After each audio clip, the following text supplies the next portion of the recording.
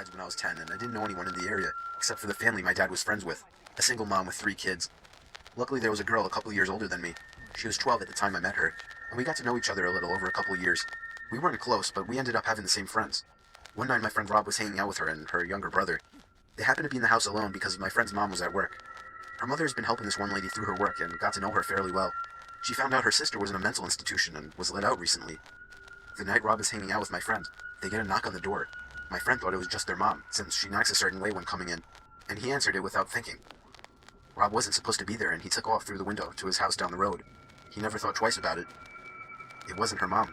It was the sister of the lady her mom was helping, and she figured out through talking to her sister where her family lived and her mom's working schedule. She came in. This is where I don't know the details, and I'm glad I don't. My friend's younger brother got away to the neighbor's house to call the police. The lady brutally murdered my friend a week from Christmas, decapitated her, and left her body naked in a bathtub. She even hid her head. They had to look through the presents, and I don't know where they found it, but they did. I wasn't allowed to go to her funeral. It happened to my wife's grandmother about 15 years ago while we were still dating. Her husband had just passed away about a year previously, but she'd been going down to the library and volunteering. It was exercise and socialization. This was in the winter, so her walk back was while it was getting dark. The library closed at 5, and there was some extra stuff to do before everyone actually left. And on this particular night, she turned down a ride from another volunteer because she needed to stay in shape. The house is about a mile away through some lightly wooded area in South Texas, and as she's about halfway home, she notices someone behind her. He's walking the same direction and gaining on her, which in itself isn't all that particular. She's old and thus not particularly fast, but in this case he seems vaguely sinister. They keep walking. Pretty soon he's right behind her. Then he falls into pace, just staying behind her. Now she knows something's up. But she's almost home. She can see the top of her driveway coming up, and she leaves her lights on so it'll look like someone's home when she's walking in. She just needs to make it another 150 yards. Then 100. All that time, she said he was so close that she could feel his breath on her neck. Around maybe 50 yards, it happens. A strong hand on her shoulder. Okay, bitch, don't turn around and hand over your purse or I'll cut you. She stops for a second, then takes one big step forward, turns, and shoots the guy in the neck with the .38 she keeps in her purse. The guy spent the next 5 years in a prison hospital before he died of complications. My wife's grandmother passed last year, but up to the end, she lamented that she pulled the trigger too soon. When I was young, I'd say 8 to 11-ish, my sister, whom is 7 years older, would babysit when my parents were out. At the time, she smoked a lot, and my parents made her smoke outside, of course. So I'd follow her outside, play around, annoy her and such. One day, my sister notices a car at the end of the driveway, just sitting in the road. It's a white SUV with a bike rack on top. It has the most tinted windows I've ever seen. You could not see inside from the side. It sat there until she went inside, then would drive to the end of the road and sit at the church parking lot and wait. Wait until she'd come out again for another smoke. And it would repeat this. Odd, but my sister's a brave lady and just kind of ignored it. That is, until the next day while my parents were out again, and it showed up again. It would sit at the end of the driveway and just watch. I don't know what the driver was doing, but he was watching my sister. I know, because if I didn't go out, I'd watch from the front window and it would just sit there and watch my sister. She told my father, who was a sheriff deputy at the time, and he called the cops and made a complaint. They showed up, looked around, but the SUV was nowhere to be seen. Months went by and nothing. Then, one day, a good 9 months after this had all started, and around 4 months since the last sighting, it was back. It became a regular occurrence. Another day, my sister was outside doing her nasty habit, and sure enough, here it comes. This time we were all alone as usual, and she decides she's had enough. She tells me to stay in the carport, and she's gonna go confront them. She starts walking toward the SUV, and halfway down the driveway, she would later remark to us, I felt utter terror, like I knew if I went any further, I was dead. I was paralyzed by pure fear. She turned around and went inside. Finally, the family car was in the shop for some kind of issue, so we were all stuck home for the night. While my parents are home, my sister goes outside to smoke. I go outside with her, and eventually the SUV shows up. She tells me to run inside and tell my father, and I do. My dad promptly gets his gun and starts briskly walking down the driveway with it in hand, in the direction of the SUV, but not level towards it. The SUV floored it down the road and peeled out onto the nearby large highway. My dad, being a cop, noted the year and model and distinguishing features. The scariest thing, the license plate had been covered in duct tape. We never saw it again. I was just 4 or 5 years old and my parents had just separated. My mom was living in a 2-bedroom apartment. I had my own room, but I preferred to sleep in her bed whenever I was staying with her. Our 2 bedrooms were at the end of the hallway, directly across from each other. Our apartment was on the first floor, and I remember that it was in the middle of the summer, and my mom had a window open in her room, which was directly behind the bed above the headboard. Anyways, I woke up in the middle of the night and remember sitting up and seeing that our cat was sitting in the doorframe of my mom's room. I should note her door was open and you could partially see into my bedroom. This was strange because our cat was typically always in bed with us. As I was watching him, he walked into my bedroom and meowed. I turned to face my mom and woke her up. In the 3 or 4 seconds it took me to wake her up and ask me what was wrong, we both looked back up at the doorframe, and there was a man standing by my open door, making his way out of the bedroom. I still don't know how she managed to do it so quickly, but my mother proceeded to pick me up and literally throw me out of the screen window. She quickly followed and we were able to start screaming for help, and someone called 911. The police came but didn't see any signs of forced entry, only that our front door was unlocked, which led them to believe that the man must have exited that way. The strange thing was that my mom swore up and down that she had locked the door that night with the deadbolt and chain lock.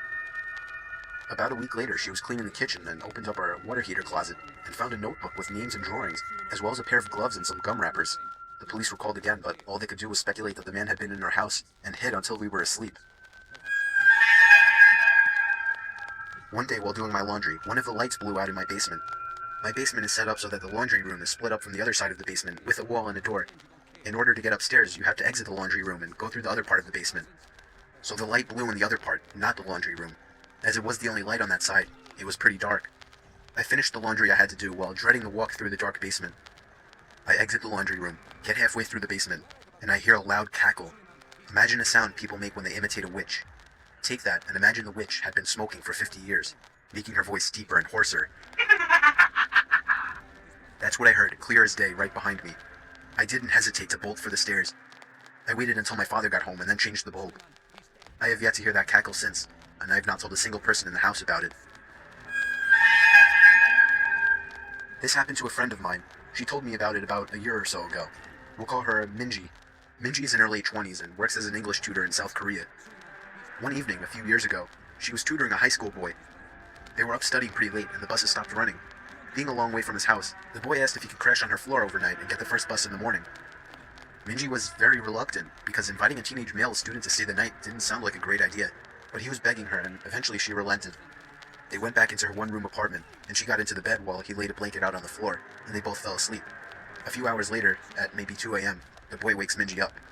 "I'm really hungry," he says. "Let's go get some food." Minji opens her eyes and looks up at him in disbelief. "Food? Now? It's 2 a.m., go back to bed." But the student insists. "No, I'm so hungry, let's eat something now." She tells him that there's some ramen in the kitchen and he can fix himself some. This doesn't satisfy him. He doesn't want ramen. "There's a 24-hour place just down the road. Let's go there."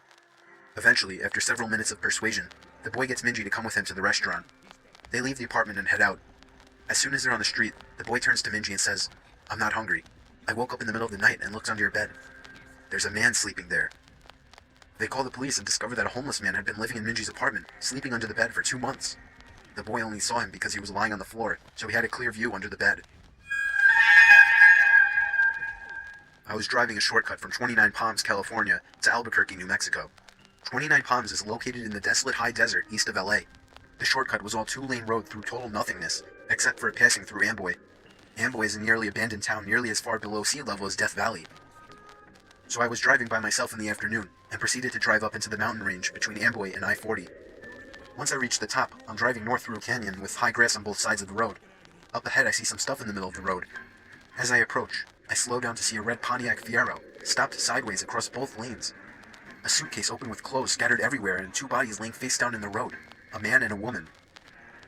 I stop 100 feet or so away, and the hair on the back of my neck is standing up.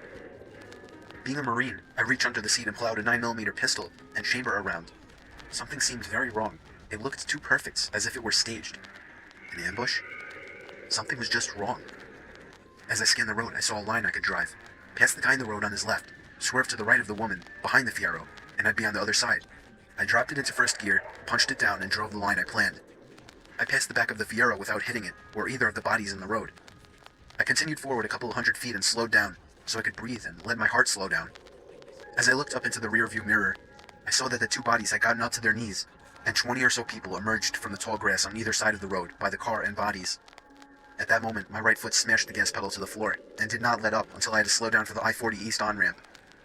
I will never know what would have happened to me had I gotten out of the car to check on the bodies, or stopped my car closer to them.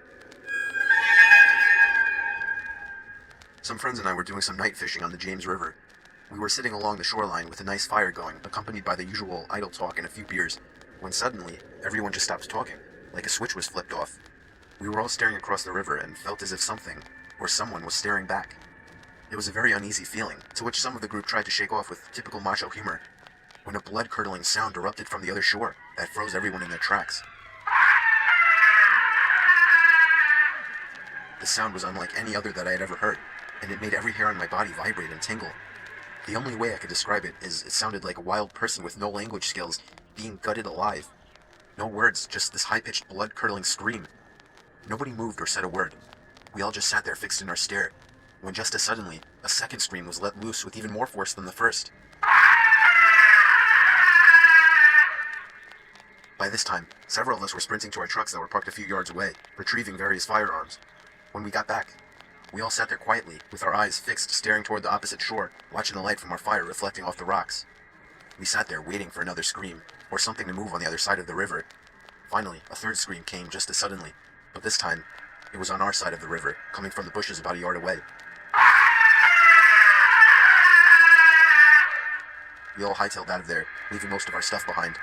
When we got to our trucks, we heard the scream one more time, just beyond the tree line. We all floored it the hell away from there, and never found out what was making the sounds. It was a Friday night, and my friend was picking me up in his car from my house. I was in a hurry since we were running late for the hockey game in the city.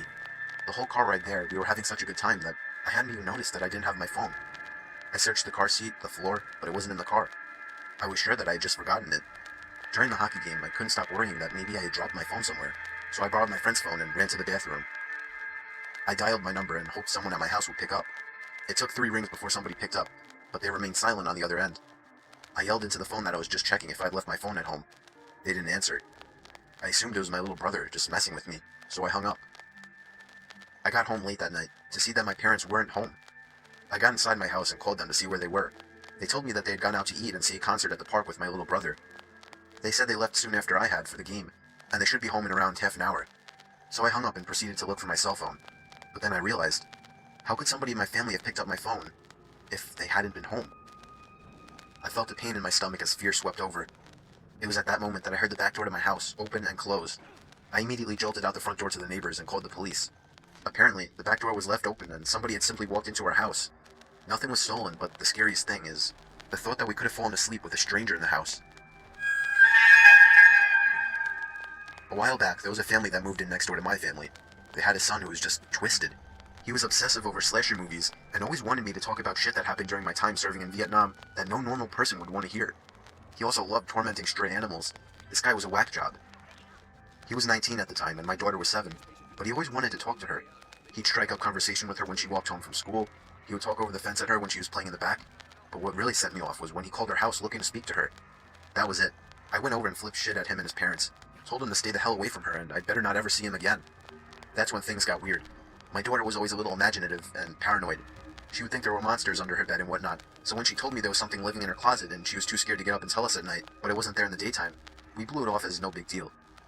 A few weeks went by and one night my wife and daughter were staying at my mother's for a girls' night, so I turned the key on the HBO box and watched me some movies, eventually falling asleep downstairs. At around 2 a.m., I get a call from my neighbor with a creepy son, telling me something along the lines of, "We saw that you were up, so we called. Our son is missing. I went by his room to use the bathroom and his door was open, which isn't usual, and there was no sign of him. We need help looking for him." The phone call woke me up though. I wasn't up, so I asked why they thought I was. "Oh, we saw you walking around upstairs and the light is on." My blood ran cold as ice. I'd been passed out on the couch and I know no one turned any lights on. I hung up on them, ran outside to my truck to grab my shotgun, but noticed the sheriff pulling up to my neighbor's house by this point. I booked it over and told him there was someone in my house, and now I could see the lights in my daughter's room were on, and there was a silhouette pacing back and forth. When the deputies went in, they found the neighbor boy there waiting in my daughter's room with a nice little setup in her closet. He said he liked to watch her sleep in the moonlight.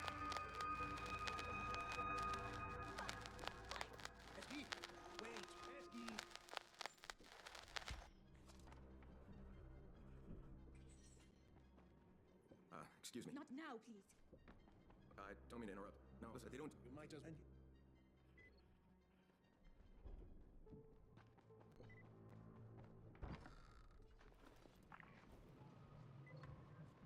You get that card I told you about?